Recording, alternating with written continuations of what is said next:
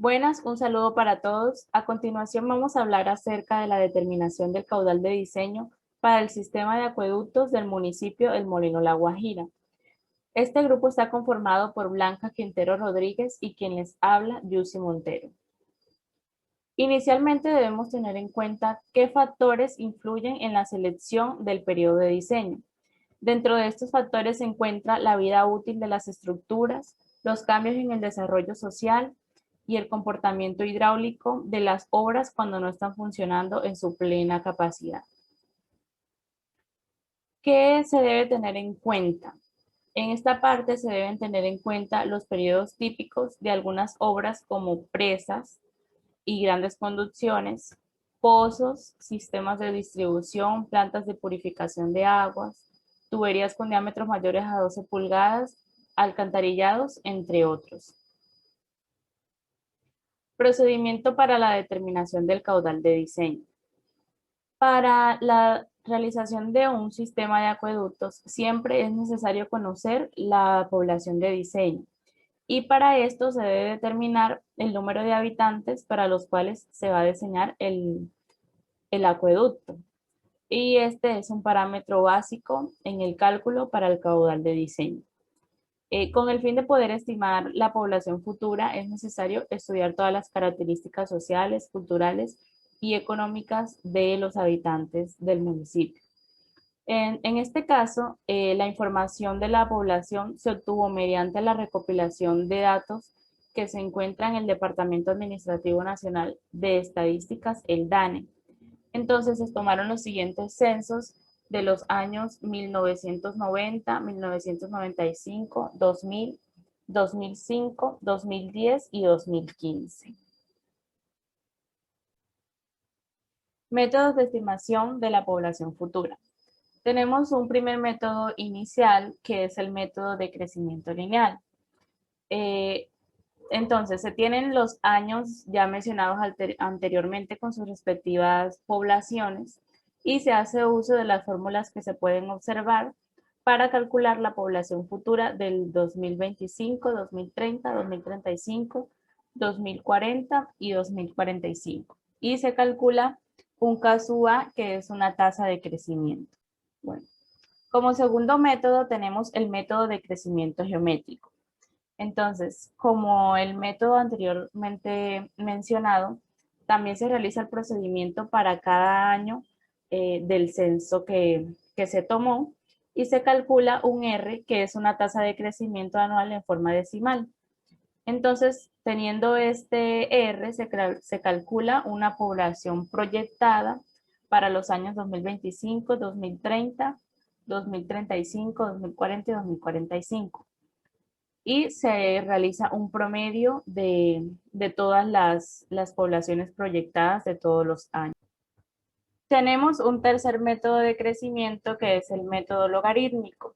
Entonces, si el crecimiento de la población es de tipo exponencial, la población se proyecta a partir de las siguientes ecuaciones que podemos observar en pantalla. Entonces, para cada año seleccionado del censo, se calcula un K sub G, que es una tasa de crecimiento, y se obtiene un promedio. Bueno, hay un método que también es muy importante tener en cuenta, que es el método de crecimiento WAPUS. Este método se emplea para poblaciones pequeñas de hasta 5.000 habitantes hasta poblaciones mayores de hasta 100.000 habitantes. Las fórmulas a considerar son las que se encuentran allí en pantalla, que se pueden observar, y las variables son la población final, que será igual a la población del censo inicial multiplicado por 200 más la tasa de crecimiento multiplicado por el año de la proyección menos el año del censo inicial sobre 200 menos la tasa de crecimiento multiplicado por el año de la proyección menos el año del censo inicial. En este caso I será la tasa de crecimiento y cuyos valores de cada año se les saca un promedio, el cual se debe tener en cuenta para la proyección final. En cuanto a la proyección final, el promedio obtenido en cada método, en este caso el lineal, geométrico, logarítmico y WAPUS, a este se le saca un promedio, el cual será la población proyectada para cada año. En este caso sería desde el año 2025 hasta el año 2045.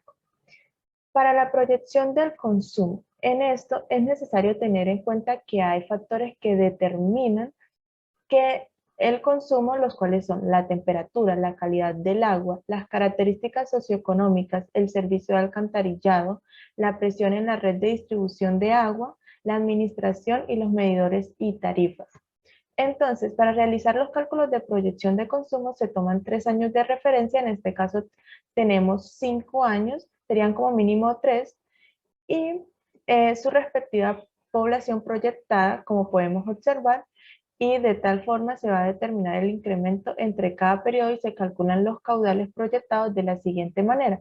Para eso es necesario tener un incremento de la población y un consumo neto. Ese consumo neto se obtiene dependiendo de la cantidad de hoteles, habitantes, también se obtiene a partir de la cantidad de restaurantes y escuelas que hayan en el municipio, en este caso sería el municipio de La Guajira. Para el porcentaje de pérdidas se tiene un porcentaje de pérdidas no mayor al 25% y el consumo total sería igual al consumo neto sobre 1 menos ese porcentaje de pérdidas. Es necesario tener en cuenta que el consumo total proyectado al periodo de diseño debe tener en cuenta el incremento en el consumo neto, como ya se dijo anteriormente, y la disminución en el índice de pérdidas. Y de tal forma se tiene un consumo adoptado, como se puede observar en la tabla.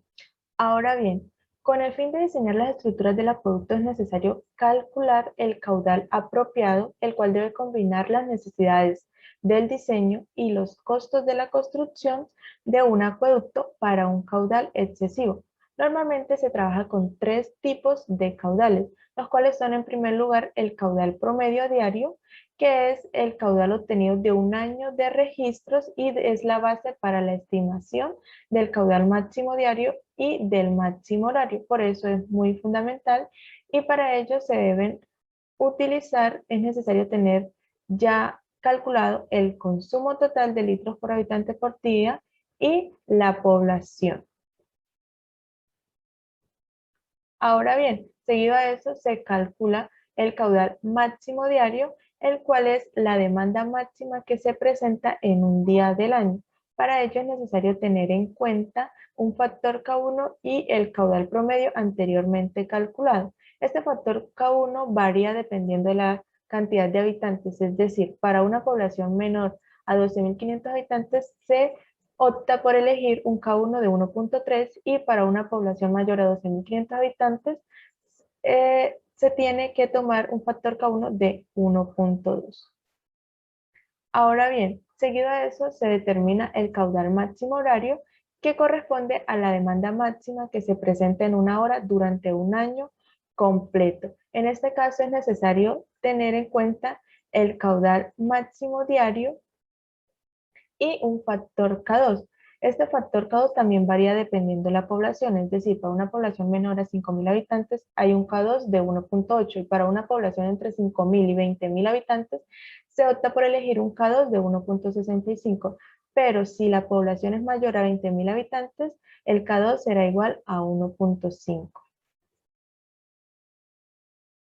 Al ya obtener los 3 tipos de caudales, se calcula, se determina el caudal de diseño y para ello es necesario tener en cuenta las pérdidas entre captación y también la planta de purificación. En este caso se optó por obtener un 5% de pérdidas de captación y también es necesario conocer las pérdidas de consumo en planta de purificación que varía entre el 3 y el 5%. En este caso se optó por elegir del 5%.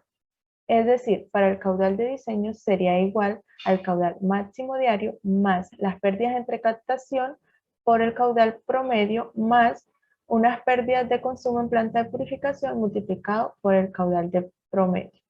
En este caso se obtiene un caudal de diseño de 6.611 litros sobre segundo y en metros cúbicos sería 6,611. Entonces es necesario tener en cuenta que el caudal de diseño es el caudal estimado con el cual se diseñan los equipos, dispositivos y estructuras de un sistema determinado. Por tanto, es fundamental calcular un buen caudal de diseño. Gracias.